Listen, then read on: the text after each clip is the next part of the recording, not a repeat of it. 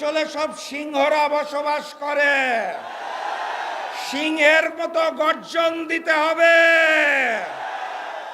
আর আপনাদের একটা মজার কথা বলতে চাই, ময়মনসিংহের সিংহ বাহিনীকে আজকে আন্দোলনের ডাক দেওয়ার জন্য উপস্থিত হয়েছে আমার বাম পাশে খুলনার রয়্যাল বেঙ্গল টাইগার। চিনেন তো আপনারা নাকি? সেক্রেটারি জেনারেল সাহেব, খুলনার রয়্যাল বেঙ্গল টাইগার এসেছে ময়মনসিংহের সিংহ বাহিনীকে দাওয়াত দিতে। এবার বাঘ আর সিংহ নামবে। নতুন জালেমেরা শিলং আর লন্ডনে পালিয়ে যাবে ইনশাআল্লাহ।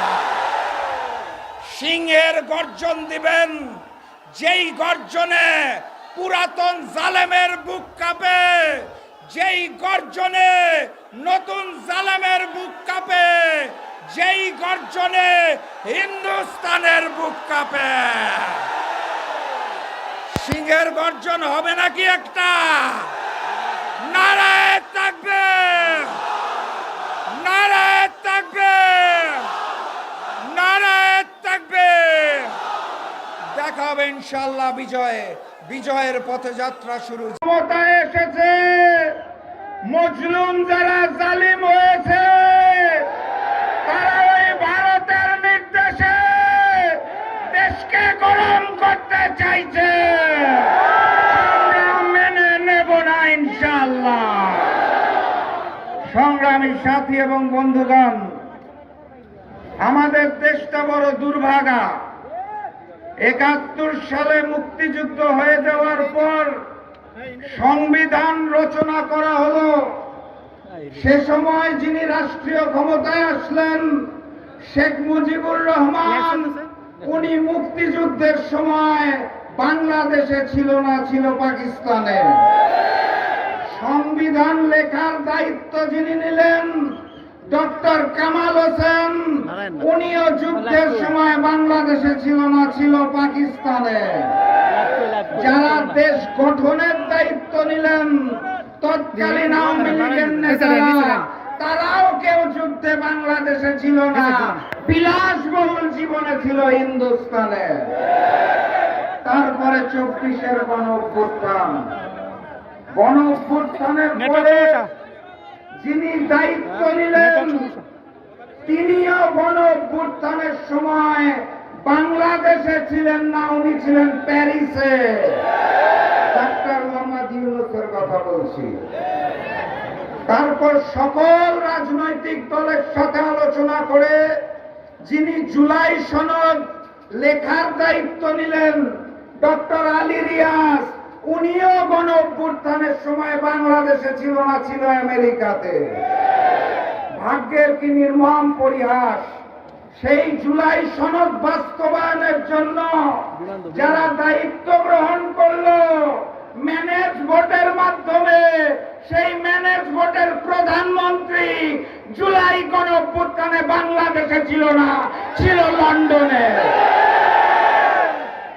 আরেকজন যিনি প্রক্সি প্রধানমন্ত্রী হয়েছেন, সকল বিষয়ে যার নখদর্পণে, উনিও জুলাই গণ অভ্যুত্থানে বাংলাদেশে ছিল না, ছিল শিলংয়ে।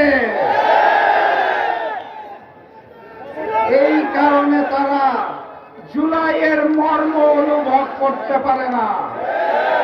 জুলাই আপনারা বুঝবেন কিভাবে? জুলাই যদি অনুভব করতে চান তাহলে ওই জুলাই শহীদের মায়ের চোখে চোখ রেখে জিজ্ঞাসা করুন জুলাই কি জিনিস। জুলাই বুঝতে চাইলে জুলাই শহীদ পরিবারের পিতা এবং ভাই বোনকে জিজ্ঞেস করুন জুলাই কি জিনিস। জুলাইকে অনুভব করতে চাইলে সেদিনের জুলাই যোদ্ধাদের থেকে জিজ্ঞেস করুন জুলাই কি জিনিস।